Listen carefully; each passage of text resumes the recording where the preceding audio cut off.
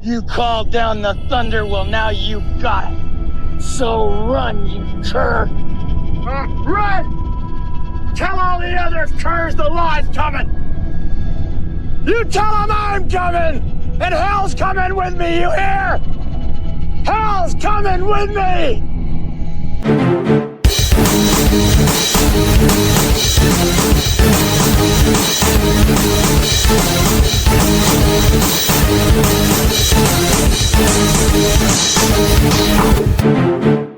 Welcome to the Dynasty Defined podcast, a show discussing what's happening with the greatest dynasty in sports, the Oklahoma State Cowboys wrestling program. I'm your host, Lee Cawthorn, joined as always by our co-host, Daton Fix. Daton, what's the excitement level in Stillwater today? It's pretty good. We got a good test this weekend against Virginia Tech, so just getting ready for that. For sure. It's definitely Virginia Tech putting together a really nice dual team here and going to have a nice performance. I mean, it's a lot of good matchups for us to talk about and preview in this duel. So I'm really excited to get to that. And then hopefully we have this to talk about for the next several years. Virginia Tech is really building a consistent, solid winner out there. The staff has been hitting the recruiting trail hard. They've got some top tier recruits coming in. They've got Sammy Henson coming back off of a red shirt this year, next year. So hopefully this is one that we see for the next several years and kind of a preview for what we can expect, especially if it's this late in the year, going into Iowa dual Big 12's nationals as well. Yeah, I think it's important to hit one of those top ACC teams, whether it be Virginia Tech or NC State. Have one of those teams on your schedule every year just to see how you stack up against the ACC. It's nice that we hit a couple Big Ten schools this year, and having Virginia Tech on the schedule, it's just nice to see how we look against those other conferences. Definitely, and it could play a big role, when it comes time for seeding at nationals. If you have a win over a guy that is the ACC champion, that's a good win, in the eyes of the guys that are on the seeding committee. Yeah. Well, there's going to be some real heavyweight punching going on. I mean, if we just think about potential matchups, there's Landon Robidoux and Sammy Henson. Sammy Henson probably going to be at 157. So that's that could be a national champion match, right? Like we could be talking about a returning champ, Landon Robidoux, versus a returning champ in Sammy Henson, right? And there's two freshmen in their lineup there at Virginia Tech at 133, Aaron Siddell, and at 149, Colin Gage, that are really performing extremely high level right now, just like Oklahoma State's freshmen. They're number 6 in the country, both of them. So it's going to be a real slugfest here this weekend and into the future as well. So, yeah, I mean, if hitting an ACC opponent is important, you mentioned NC State, Virginia Tech looks like they're kind of the class of the conference. We've also wrestled Stanford earlier in the year, and they're always tough. So that's a really good perspective on scheduling, and I think that's important for us to keep wrestling these teams while we can, for sure. Yeah, definitely. It's going to be, with the guys that they have coming in at Virginia Tech, it's going to be a really big duel, here in the next 2-3 years. If we can keep them on the schedule, I think that'd be great. Having that duel inside Gallagher Iva, that's another one that it was going to be a sellout crowd, and anytime you can do that, that's good for the program. Yeah. Hey, speaking of sellout crowds, the Iowa duel is officially announced as a sellout. So it's really exciting stuff that you're going to have all 13,000 people in the arena, every seat filled, and it's going to be a rowdy environment for the Pokes. I think that's a really exciting thing. I have 3 tickets to give away. So we're going to put together a giveaway plan for that. One of them is a front row seat on the 200 level, right center mat. So we'll put together a giveaway. Make sure to go follow us on Instagram and TikTok at Dynasty_defined on both of those. And you'll get a chance to win those tickets. So yeah, definitely go do that. It's the only way you're going to get tickets now since the event is sold out. So looking back at this past weekend against Little Rock, we saw D. Lockett really start to open up his scoring a bit more in the early part of the match.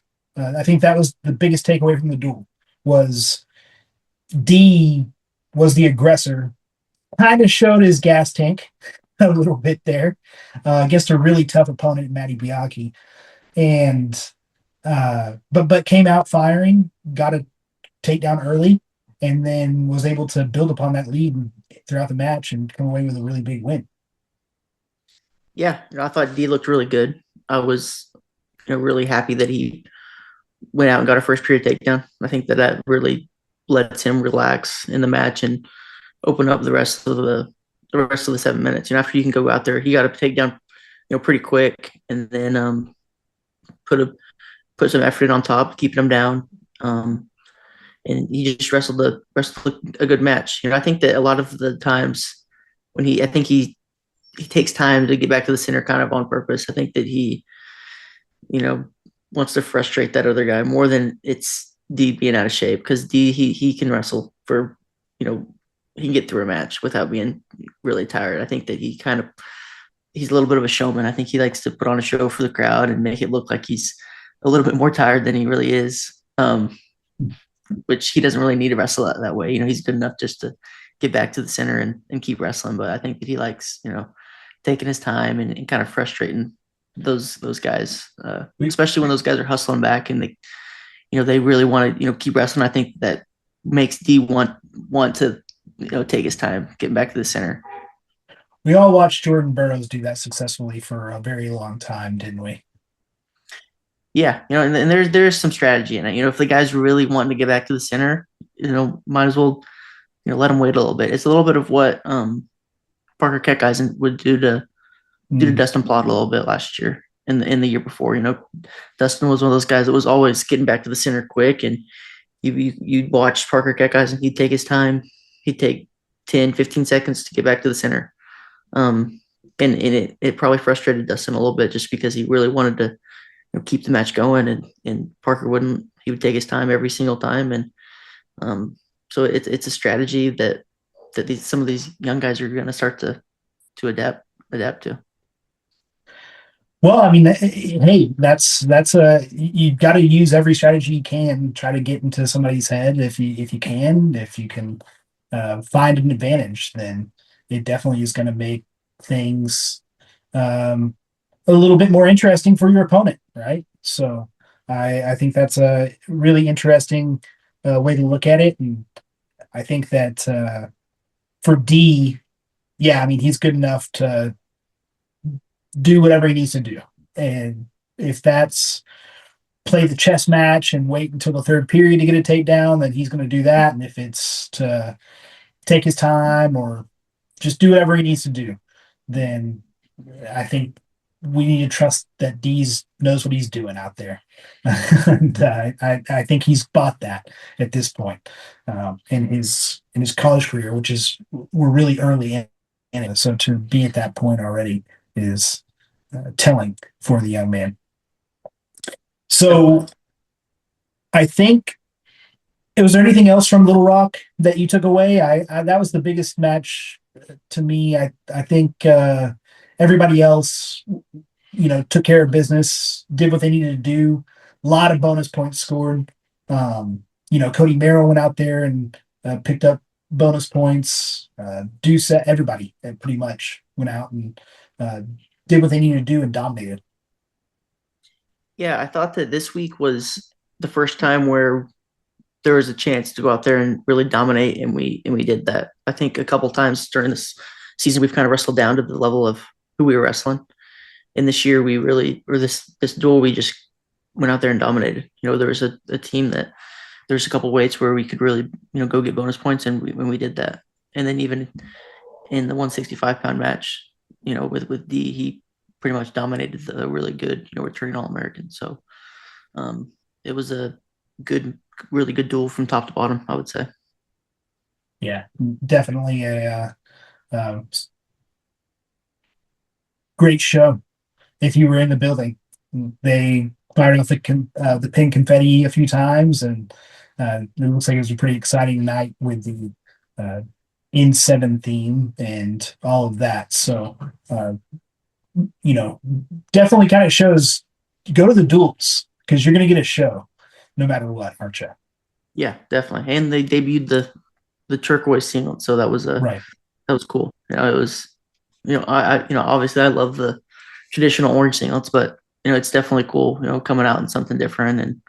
And this young generation, they like that kind of stuff, coming out in these cool colored singlets and just putting on the show like how we're doing. It's really going to be big, for these young kids and the kids that are choosing where they want to go to school. Yeah. I think we might be the only wrestling program in that in 7 system. Stanford might be. But I think with the heritage and the recognition of that native heritage in Oklahoma is really important. And I think that it's really a good thing for Coach Taylor to embrace that, especially considering the tradition of native wrestlers in Oklahoma State history.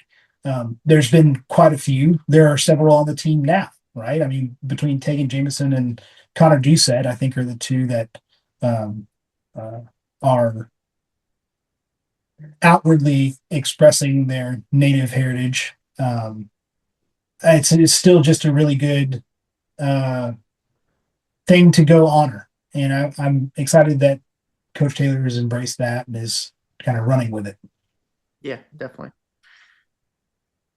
So with the upcoming duel against Virginia Tech, I kind of feel like we need to just go match by match here and talk about the potential matchups and how important they are for the Cowboys. I mean, we've got off the bat, Troy Spratley taking on Eddie Ventresca, who last year Spratley beat twice. It was a semifinal matchup in the NCAA tournament. Ventresca's on a heater this year. He's number 2 in the country. He's been wrestling fantastic. He's kind of been able to rise to the top of the heap in that 125-pound melee that we see almost every year. But he's having a really successful senior campaign, and I think he's going to be looking for a little bit of revenge against Spratley in his home gym. Yeah, definitely. Troy had his number last year, had a really big win over him in the duel last year. I think he ended up getting back points for a major decision, and then obviously won in the national semis in a pretty tight overtime match. So another big match for Troy. It's just a good opportunity for Troy to go out and get a solid win. It's a good test late in the year. Something that Troy probably needs at this point in the year. He's had a lot of tests early on in the year, and now the last couple of duels hasn't had anything, anybody that's really pushed him up to this point, probably the last couple of weeks. So I think that this duel will be good for him to, have a high level match. And I think, Troy, he's really confident going in this match, especially having 2 wins over the guy. And, Ventresca, that he's a competitor and he's not going to want to lose. It could probably be, I don't know what their duel schedule looks like, but it could be one of the last duels that they wrestle at home. So it could be his last home match. So I think Troy just needs to, Ventresca is really good at winning these tight matches, these 1-1 matches where it's one takedown that's going to decide the match. And I think that Troy just needs to open up his offense and make it a high scoring match. I think that favors Troy, and really just use use his gas tank. Because Troy, he's someone that really never gets tired. So I would say have a high pace and just go out there and look to score. So Virginia Tech does wrestle Duke next weekend. Effectively, this is their last big test of the year before they go into the ACC championships. This is a great opportunity for Spratley to just kind of continue to show like he's still the guy that you should consider a favorite to go make the finals at NCAA's. He's more than capable of doing so. He did it last year. He had to wrestle this guy and others, and I definitely am excited to see this one. At 133, we have an or in the Oklahoma State lineup. You have Jax Forrest or Ronnie Ramirez taking on number 6 in the country, Aaron Seidel, who's a freshman as well. And the thing that makes sense here is for it to be Jax Forrest. Because if you wrestle Ronnie Ramirez, that burns his red shirt. Forrest still has one more date. And then you decide for the Iowa duel. Are we going to go with Ramirez or are we going to go with Forrest? And whoever wrestles that one is wrestling in the postseason, more than likely. Now, that is just a guess. We don't know what they're going to do. There could be any number of things that happen. Heck, they could throw out Rin Sakamoto or somebody like that. It could be anything. But I think that more than likely we'll see Jax Forrest take on the other freshman superstar at 133 pounds, or one of the other freshmen. The 133-pound bracket is littered with true freshmen that are wrestling extremely well. So I think that for Jax, if he goes out, takes care of business, and wrestles the way that he's wrestled in the previous matchups, and in previous matchups with this guy, they've wrestled freestyle several times, then we should see him go out and put on the performance that we probably already expect from him. Yeah, this was a rematch of the Pennsylvania State Finals last year. So Seidel was going for his 4th state title, and Jax knocked him off in the state finals. So obviously it's a really big match. Aaron Seidel, he's had a really good year. I think he's like 17-0 with 100% bonus this year. So, he's been wrestling really good.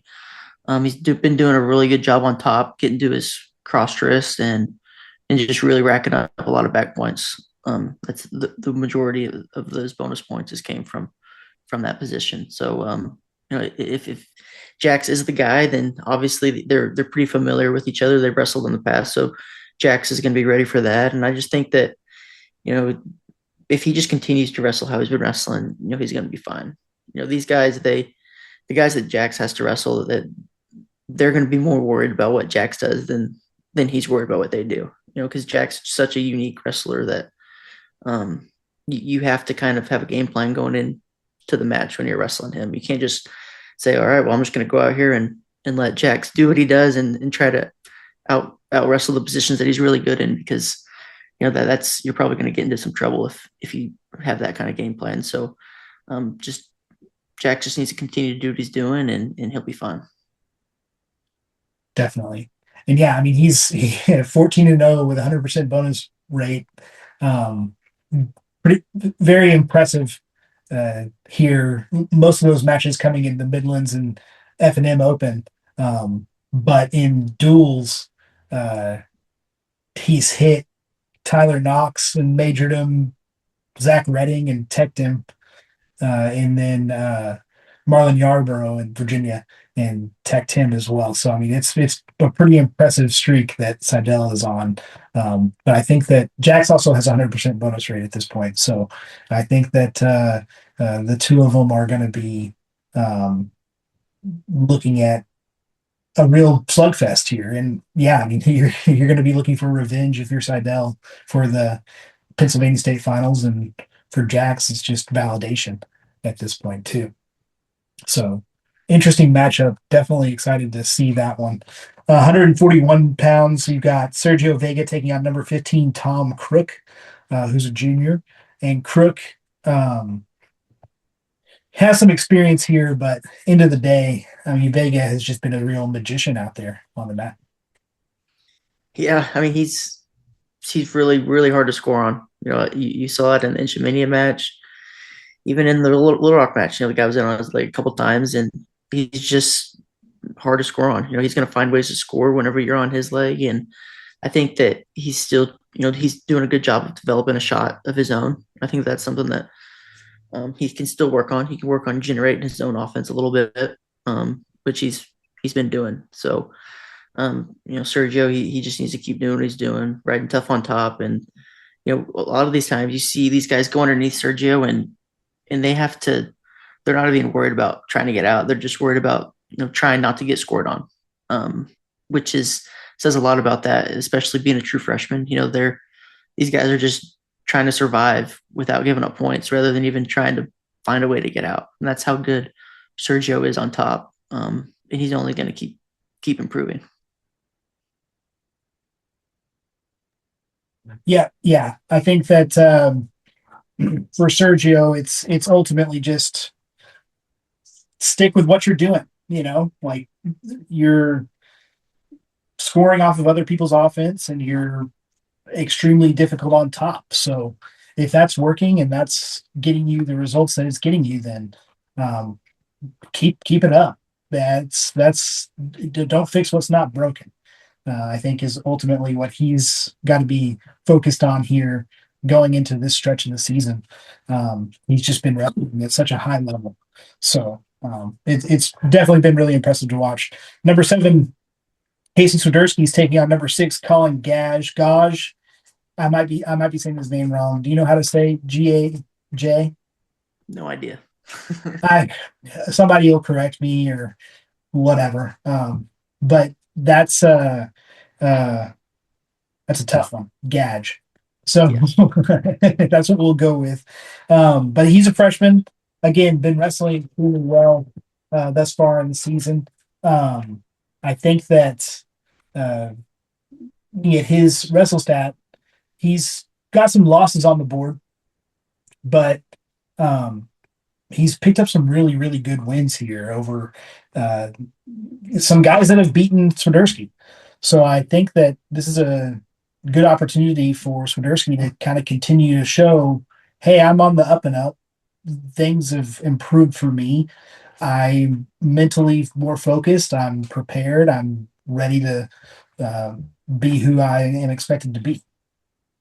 Yeah, I think that Casey just needs to, continue to build on these performances that he's been having recently. He didn't have the start to the season that he wanted, but the last couple of weeks, I thought he's really looked like a different wrestler. He's been getting back to going forward, putting pressure on guys, which is really the opposite of what he looked like the first couple of times out we saw him. He was kind of getting moved around the mat, and I think a lot of that is just, he's not a small 149-pounder. I think that it took a little bit of time to get used to, getting his weight down and making weight. And I think that now that he's adjusted his weight, he's really looked like what we expected. He's going forward, putting pressure on these guys for the full 7 minutes.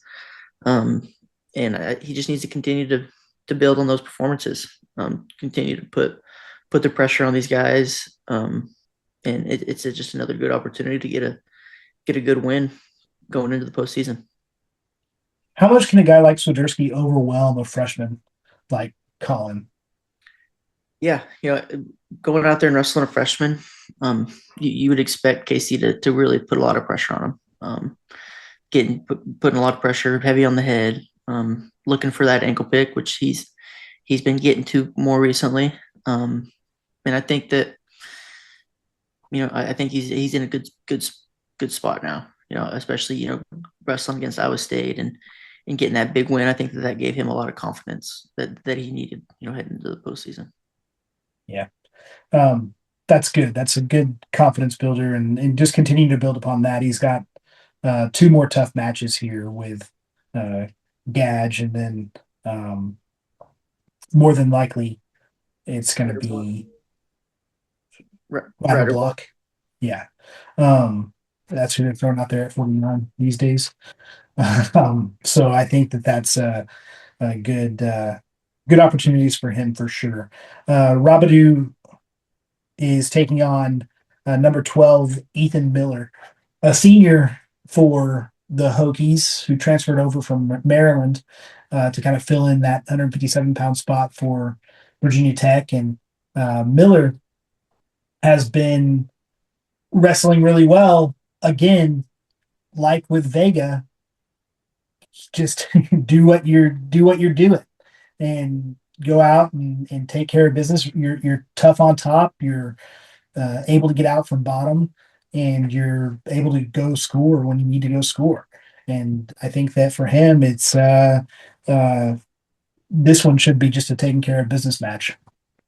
Yeah.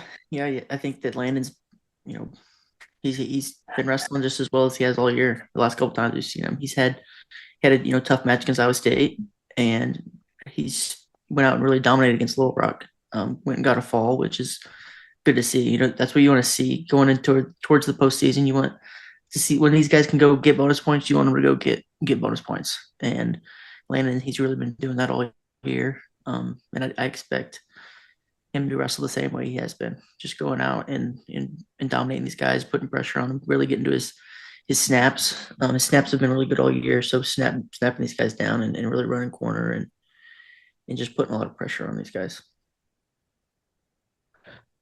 You got D Lockett taking on Mac Church. Mac Church is a qualifier from last season. Was a pretty highly touted recruit for Virginia Tech, but has been kind of he's wrestling around 500 really for the Hokies. He's been okay. He's picked up some good wins in his time, but this is one that D should just go out and again kind of show us his offense early, build upon that, and if he can score bonus points, then he should be able to here. Yeah, this is a match that I'd like to see D really separate the score. You know, he's had a tendency to wrestle some close matches this year, even whenever he really doesn't need to. So I would like to see him really go out and get a first period takedown and just really open up the score early. Yeah, that would be nice. I think that's what we all really want from D right now, is for him to go show just continued improvement upon these matches that he's been racking up. You know, he wrestles really well. He can score points. He's more than capable of going out and being an aggressor. So I think that if we continue to see him build on that, then I think that'll make a lot of fans a lot more comfortable with D Lockett going into the postseason. For Alex Facundo, he's number 6 in the country, taking on number 29, Sergio De Asante, who's a junior and who has put together a pretty decent season for the Hokies. He's been their starter all year. He had a rough stretch of duels back in November, but since then has really turned it around to earn his ranking. For Facundo, you know, you mentioned that Rabadou's looked as good as he's looked all year in the last couple of matches. Facundo has looked fantastic. He's aggressive. He goes out and he's able to attack legs. He's able to mix up his offense. He's able to really be what we expected him to be for the Cowboys. He's been fantastic. And I think for him, just continuing to build on that is going to be really important. Yeah, I think that Alex is he's starting to peak at the right time. And you know, coming into the season, you know, this is the most matches that he's had in probably, I don't know, 2 or 3 years. Like, this is he's consistently had matches for the first time in about 2 or 3 years. So it was going to take some time to knock that rust off and really get back to just getting used to competing every week. And I think that now that he's finally knocked that rust off, and he's looked great the last few times we've seen him. And I think that he has the opportunity to really, really surprise some people, you know, around the country. I think that he's a guy that could, you know, definitely be right up there in contention to make the finals and even have a chance to win it. Yeah, all those top 5 guys that had to wrestle him early in the season there at national duels and in the dual schedule in November, uh, they've got to be looking and thinking. They probably aren't, but if they were looking and thinking, man, I'm going to have to wrestle Alex Facundo again, and he's going to be a different guy than what I wrestled back in November. But that's just the truth. They're all growing, they're all getting better, but Facundo has been uh, really, really electric the last couple of matches that we've seen him. Yeah, definitely. At 184 pounds, we're probably seeing Trevor Dops here, taking on Jaden Bullock, who is a senior transfer from Michigan. He's a round of 16 finisher back in 2024, but that was his peak. He hasn't qualified for the tournament. He didn't qualify before that or since then.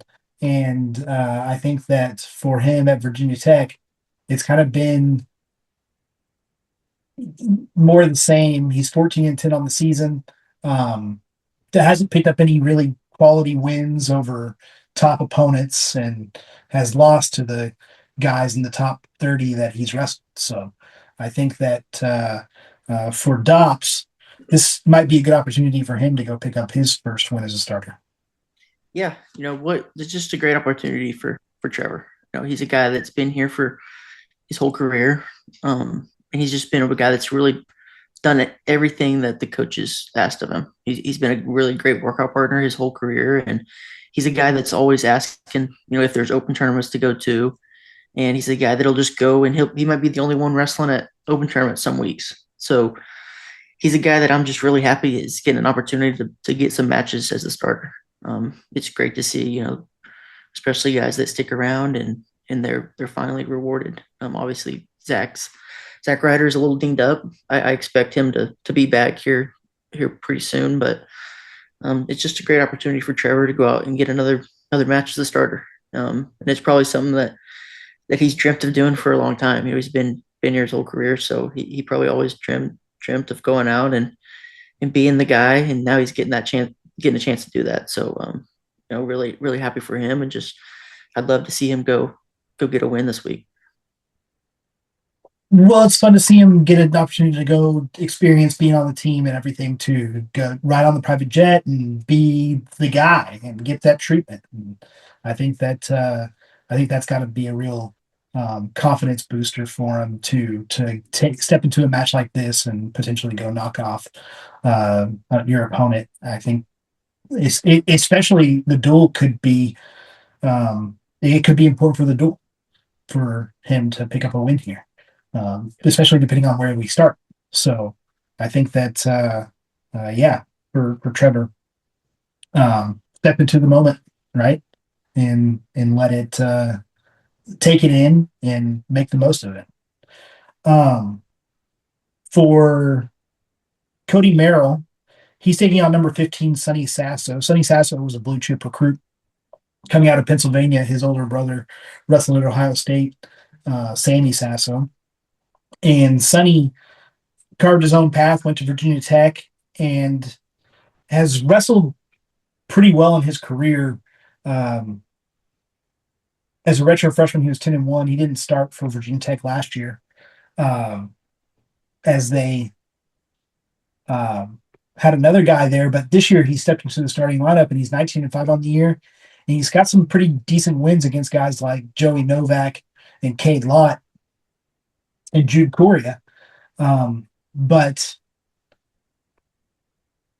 at the same time has lost to guys that are on that same kind of level as Cody Merrill, and Max Stout and Angelo Posada, who are guys that Cody's been able to outperform. So really expecting Cody to go out and do what's expected of him.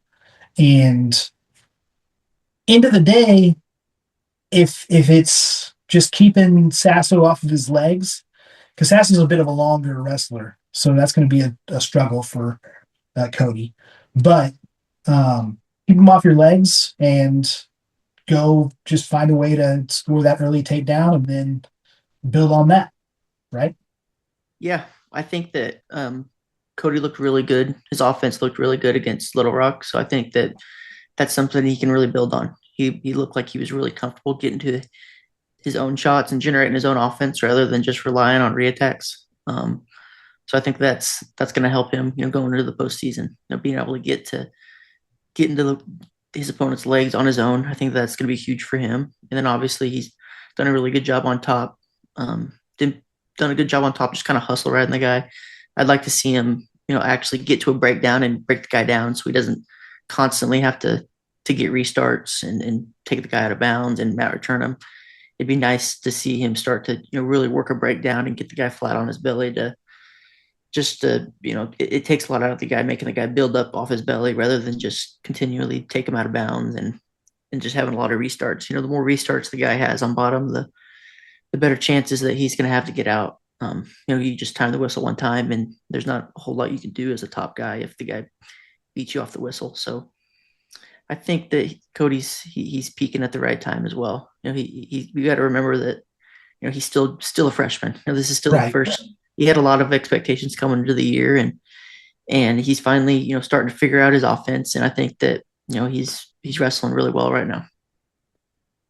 Yeah, he looked really. He looked great against Little Rock. I mean, there's no question about that. And, you do have to. It is important to remember that a majority of the guys in the lineup are freshmen, and including Zach Ryder, whenever he's available and back from his shoulder injury. Like that guy's again a freshman, so mentally they're still building up that muscle and that ability to perform under pressure the way that they have to perform. So the next matchup is heavyweight, and you've got Connor Doucette against number 17, Jimmy Mullen. And Mullen, again, I think he was the number 3 recruit in his class a couple of years ago, and last year he made the blood round. So he's a guy that's going to be looking to pull an upset here over Doucette. And for Connor, he needs to. This is a good test for him before an Iowa duel to knock off a ranked opponent. He hasn't had a ton of those this season. Yeah, it's a good opportunity for Connor to wrestle a solid opponent and get a good win. This is someone who obviously a big recruit out of high school, and he's a good heavyweight. He's a guy that I think he played football too coming out of high school, and so he's a pretty athletic heavyweight that can move, and I think that it'll be a good match for Connor, especially like you said, coming down. He wrestled Bastida, and I think it'll be good to wrestle another tough guy and get a win heading into the Iowa match and then into the postseason. Yeah. I think Connor, he ultimately is just he's looked great against the guys he's been able to wrestle. It's just a matter of getting those tested. So Mullen is a great test. Big Keeter's going to be a great test. At Big 12s, you're going to have a couple guys that are going to potentially get matched up with you that are going to be tough. So I think for him, it's how do I continue to separate myself from the field? And B, how do I not revert back to being comfortable with a 2-1 win? Right? Yeah, definitely. So should be a great duel. I think the Pokes still probably handle this thing without a ton of drama. Yeah, I went on another podcast a couple weeks ago, and the host of that Oklahoma State podcast is more of a casual wrestling fan, and he was observing, man, these duels are kind of boring because Oklahoma State just dominates. There's no drama. There's no intrigue in the matchup. And I, remember a conversation with Chad Weiberg, back in Detroit when Nationals were there of how do we get more people into the stands? How do we build up the show? And David Taylor's definitely been doing that since he stepped on campus. And this was well before David Taylor was on the radar. But the conversation was just we're victims of our own success in some ways, because people come to a duel and Oklahoma State wins 24-3, and it's like, well, great, I'm glad that they wrestled that well, but at the end of the day, like, this is kind of boring. But that's a good thing. That's a good thing for us as wrestling fans, looking at this thing and saying, okay, well, the individual matchups are what's really important here. And like, okay, we saw Casey Swiderski with a mild upset over Colin Gage, and it was a real like 6-4 slugfest, right? Like, that's kind of what we need to dig into, the nuance of the individual matches are really the important thing, understanding how these impact rankings and seedings and confidence for these guys moving forward is ultimately what makes this sport so much fun to keep up with. And I've just found that interesting, because again, this one could be God, great, they're wrestling a top 10 opponent. Virginia Tech looks really good on paper. Oh man, it's 30-3. And it's like, oh yeah, that's good. Like, Oklahoma State's really good at this, it turns out. Yeah, I mean, close duels they're fun to watch. Definitely, probably more exciting, but I would definitely, I like shutouts. I like 10 Cowboys going out there and 10 Cowboys winning. So anytime you can get those lopsided duels in favor of the Cowboys, it's a good day. Yeah. I love it when they do it to OU, and then OU turns around and beats Northern Iowa and looks really great. Yeah. He just looked great since they got shut out by Oklahoma State. And that was a dominant, like, it's hard to do. How many shutout duels can you remember for Oklahoma State in the last 10 years? Like, I can remember maybe 3, right? It's just not a common thing. But,